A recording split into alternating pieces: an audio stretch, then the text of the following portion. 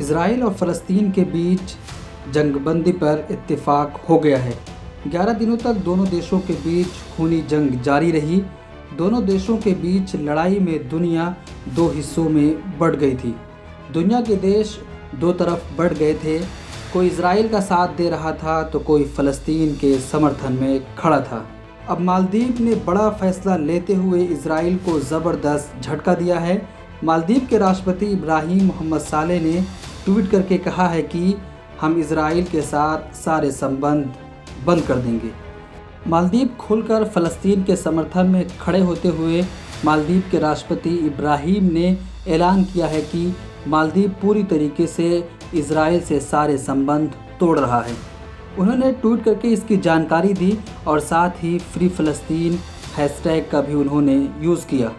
मालदीव राष्ट्रपति के spoke person Mabrook अजीज़ ने कहा कि मालदीव का स्टैंड क्लियर है, वो फ़लस्तीन के समर्थन में खड़ा है। फ़लस्तीनी जो लड़ाई लड़ रहे हैं, अपने हक़ की लड़ाई और इंसाफ की लड़ाई लड़ रहे हैं, उनकी लड़ाई में मालदीव फ़लस्तीन के साथ खड़ा है।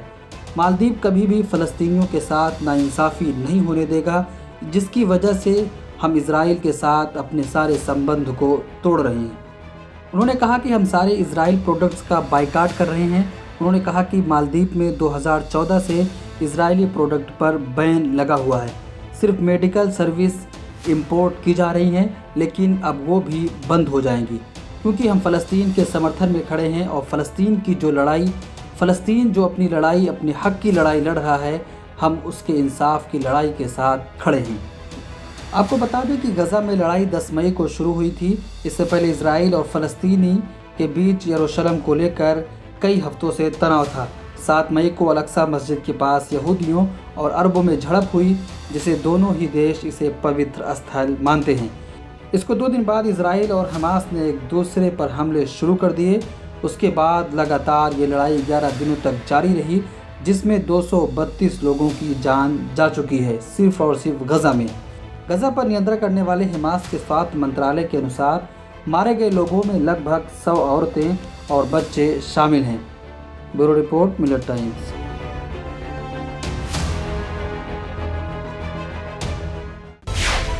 मिलत टाइम्स को आपकी ज़रूरत है। हमारी आप माली मदद करें।